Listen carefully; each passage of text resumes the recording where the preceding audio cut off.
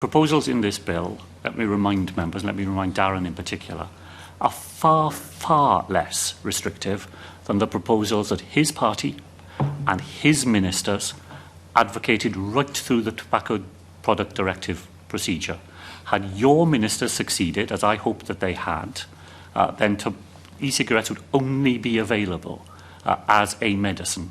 And let's remember that not a single e-cigarette has yet succeeded in getting a licence as a medicine. So if your government had succeeded, if your party had succeeded, the restrictions on e-cigarettes would be far more draconian than this. I'm not asking. So in that sense, this proposal is far more modest than was on the table and promoted by his party and his ministers with my very strong support only a couple of years ago. And he's right to say that the big step forward was the banning of tobacco products in enclosed public spaces. What I don't want to see is for us to lose the ground that this Assembly managed to gain, and that's why I bring these, as I say, modest proposals in front of the National Assembly. You've made a number of references to air quality in enclosed public spaces, and I agree with you that we need to protect, where possible, the quality of that air. Do you accept that other pollutants, and I'll describe them as pollutants, impact on that air quality, including air fresheners, cleaning products and chemicals, bio-odours, and that even opening a window, if an enclosed public space is next to a road or a door, can introduce more harm into that environment than your proposals seek to reduce as a result of e-cigarette ban in enclosed public spaces? Well, of course I understand that there are already pollutants in the air and that air quality is a very important matter. My position is that I do not wish to add to the pollutants that are already there. His position is that he does. That is not... That's not Dan's position at this point. My point is, Minister, you're not taking any action to reduce the impact of those pollutants on air quality. Why not? It's an entirely spurious argument, Chair. As you know, we are taking actions in relation to other things. Here is a problem we can solve. Why does the member think that pointing to other problems that are more difficult to solve somehow makes it less important to solve those problems Can that we I can also solve? remind members focus upon the bill, please? I'm focusing upon the bill. I'll come back to you. I'll come back to you, Kirsty.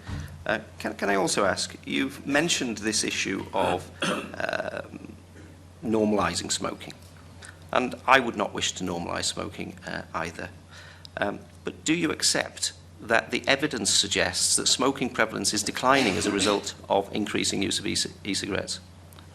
No, Chair, I don't think the evidence I don't think the evidence is as causal as that question suggests. You're trying to suggest that because of one thing, something else is happening. Let me put this back to you, Chair, in this way. Kirsty Williams made great play at one point of evidence from New York, where she tried to imply that the ban on e-cigarettes had causally created a rise in smoking.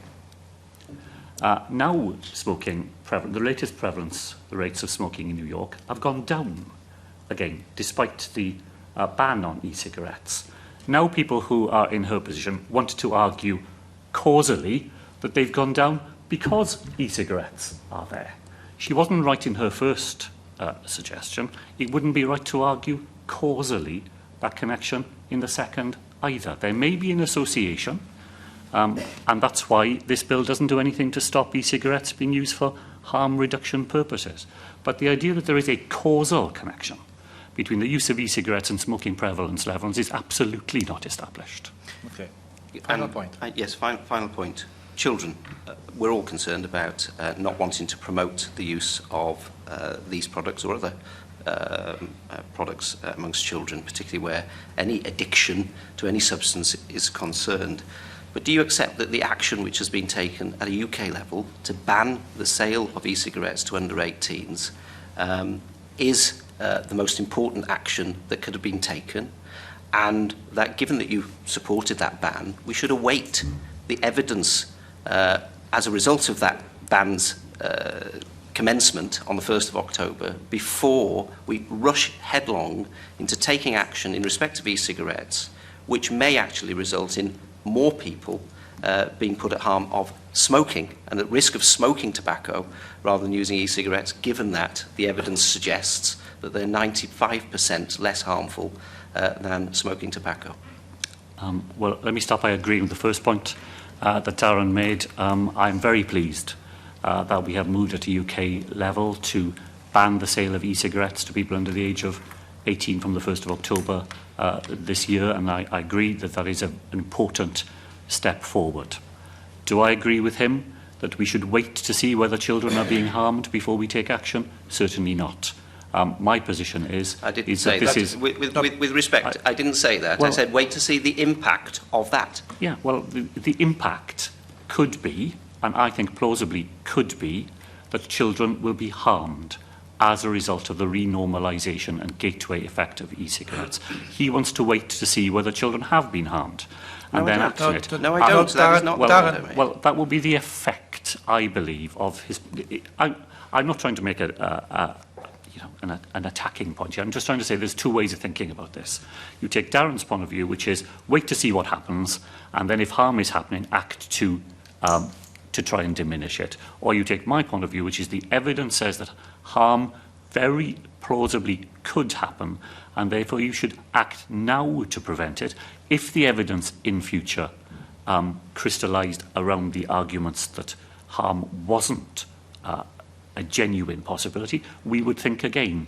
But we would have stopped the harm from happening rather than waiting to see whether it happens and then acting afterwards. That's what we did with tobacco. Okay. And look how we're still struggling. I'm conscious, Minister, time is catching us very up. I've got two people who want to ask questions, but just to let you inform, we are aware that perhaps there is one particular product which has been licensed, but is not on the market. It's not on the market. It's been licensed. Just for clarification purposes. Gwyn, the time. Gwyn, got a question, quick one. Yes, Minister. You covered a lot of what I was going to say, but there's quite a long list of witnesses and large number of individuals and organisations that provided evidence, in written evidence. But, Minister, is it true that every NHS organisation in Wales and every individual Welsh local authority which replied to the consultation were in favour of this aspect of the bill? That's absolutely true, Chair. Every local authority in Wales that replied supported our position. So did the Welsh Local Government Association. Every health organisation in Wales in terms of health boards and NHS Trust and the NHS Confederation also advise you to agree with this part of the bill. Okay, thank you. And can we be quick as well because the time's here?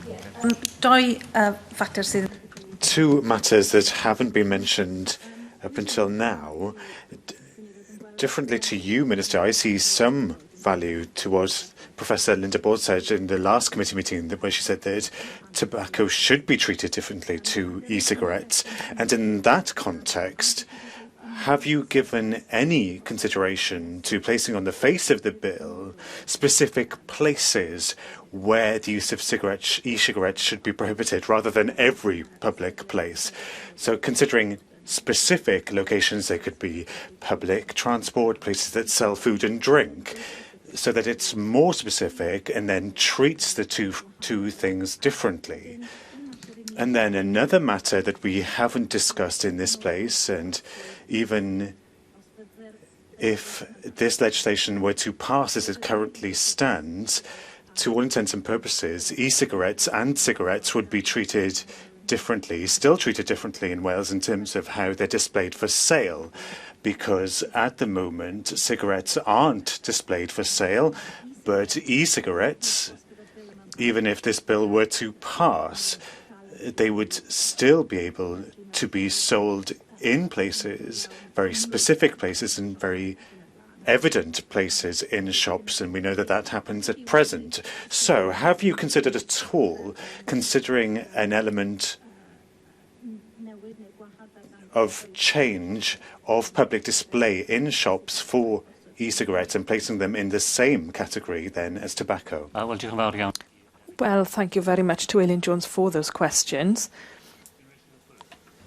One, I think we've already given some indications of places where we would make exceptions to the general rule that we want to institute of making e-cigarettes not usable where conventional cigarettes are. So I've already indicated in the explanatory memorandum, for example, that a consulting room in a pharmacy where e-cigarettes are being used as part of a harm reduction strategy, a piece of work with that individual, and where someone needs to be shown how to get the maximum harm reduction possibility from an e-cigarette, that we would exempt those consulting rooms because they will be used for harm reduction purposes.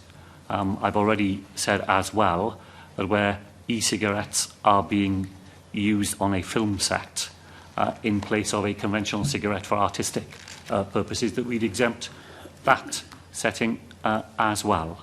I'm very happy to offer to meet with the member and to discuss with her whether there are any other specific exemptions that she thinks would assist in this way. But the way I would be exploring it will be slightly different to the way that she has. Yeah, I think the general rule should be that they're not to be used, and if there are places that are properly exempted from that rule, I'd be very happy to discuss with her whether she thinks there are priority places that should apply to.